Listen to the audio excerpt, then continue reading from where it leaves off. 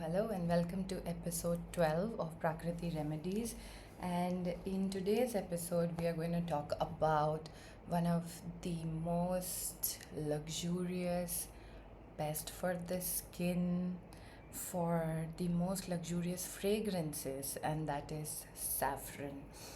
Saffron finds its mention in Brahma Vaivarta Purana in the 18th century AD, and it is said that the Chinese have always known about the benefits, the healing properties of saffron since time immemorial, and the doctors, the ancient healers, have always used it. In India, however, more than Ayurveda, saffron finds its use more in the Unani system of medicine, and another brilliant system of medicine for whoever it works for. It is one of a very delicate herb, and we most commonly find its use in desserts, the cooling desserts, and we also use it in a lot of luxurious skincare or fragrance making, ethers, etc. Um, so it's brilliant, but looking at the folklore, saffron is used to counteract spasmodic disorders in the treatment of several digestive disorders, particularly flatulent colic. It is useful in treating skin ailments, fevers, melancholia, and enlargement of the liver and spleen, urinary and uterine troubles. A paste is often used as a dressing for sores and bruises. It is reported to improve eyesight as well, thanks to the presence of selenium. So works greatly for the thyroid gland also. One, if I have to give you a summary of how it works very well and how I personally have found it to do amazing in certain ailments, one of them is PCOS or PCOD. What really works here is that you soak saffron at night, you have the water of saffron early in the morning, drink it up on an empty stomach.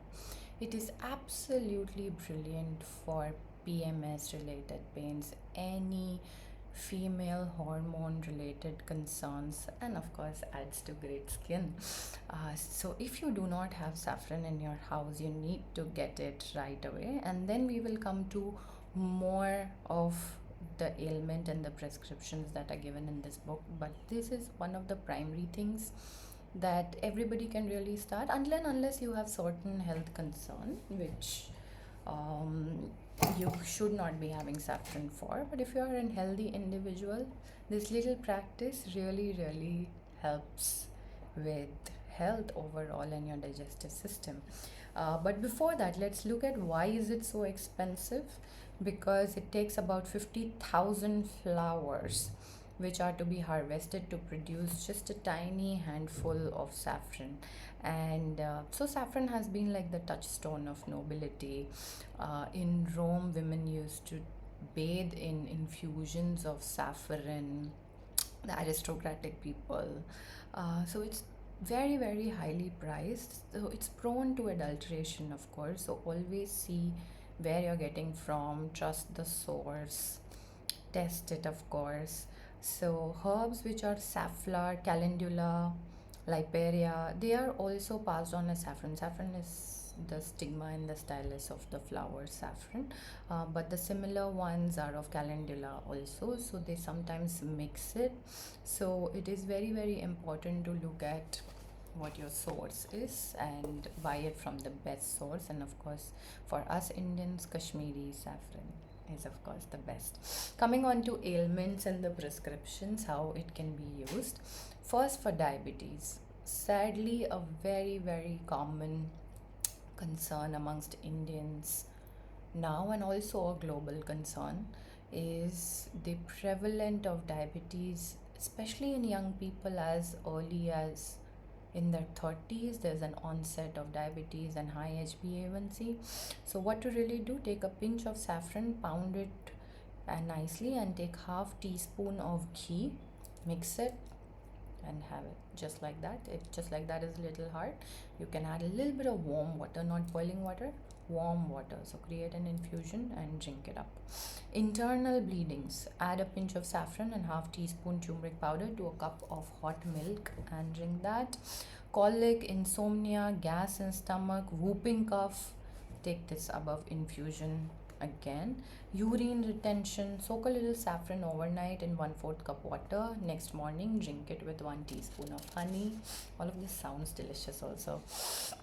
And so good for your overall health. I mean, if this is one thing that you can start and you haven't done in your life, or even if you don't have saffron in your house, if you come across this video and if you just want to take my advice, at least start with getting saffron. Get good quality saffron. Start with soaking it in a little bit of water overnight and drink that up in the morning.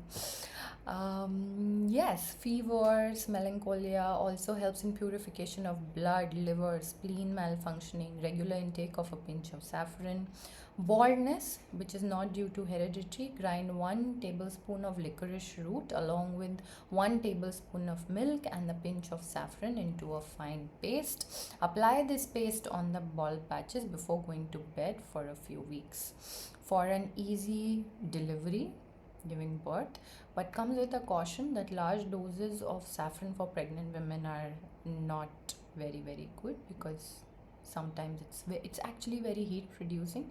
So women, when they get pregnant, they are asked to avoid certain foods and papayas and things because they're very heating and can cause abortion. So be very mindful. Speak to your doctor, have an experienced person to talk to, but mix a pinch of saffron with half teacup milk and take it daily. Great delivery thing, painless. Menstrual pain, lumbar pain accompanying menstruation hysteria, boil 1 teaspoon saffron in 1/4 teacup water.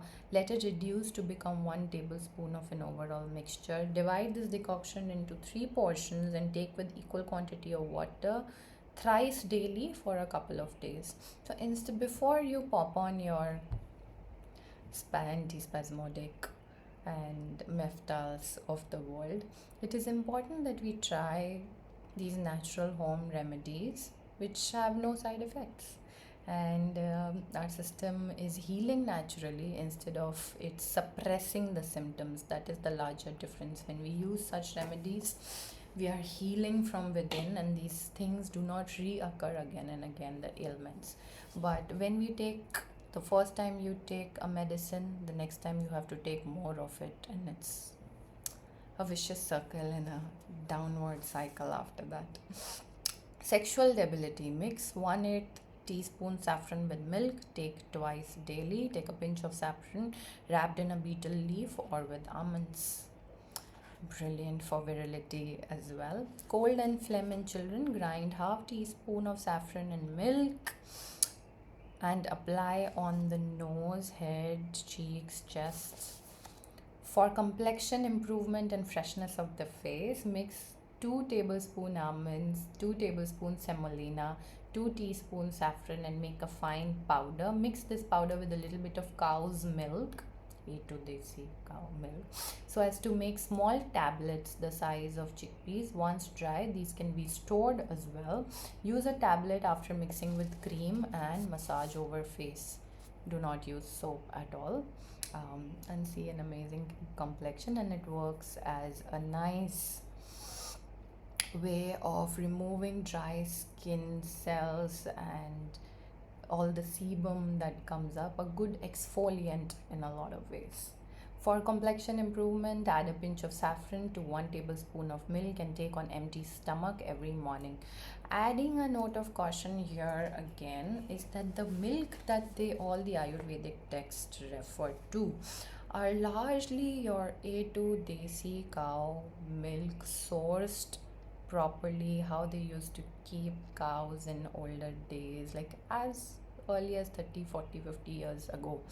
And that is how your milk should be. They're not really talking about packaged milk or commercial milk. That is rather going to be more harmful for your gut health, for your skin health. So don't think that, okay, if I'm mixing saffron with such commercial milk, it's going to be great for me. Rather, it creates more problems. So if you cannot source such good milk, it's better that you use water And getting A2 desi cow ghee is a little easier than getting good milk. So maybe use that and some turmeric and just start that today. And if you would have seen my other series, Prakriti Habits, so I've spoken once about having ghee, haldi, black pepper, hot water in the morning.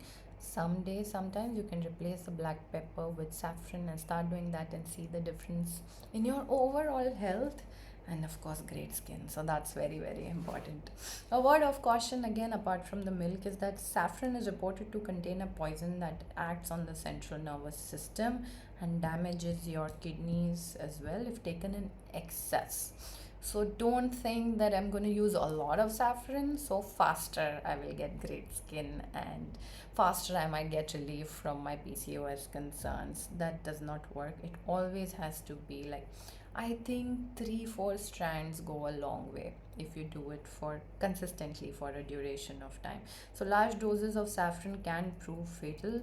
2 full teaspoon and above is considered a fatal dose for human being. Just 2 teaspoons. So do not take these things very lightly and take good care of yourself. Always consult a proper practitioner and experienced person and then start working on what they tell you. I will see you next time with another episode. You take care, stay healthy, stay happy.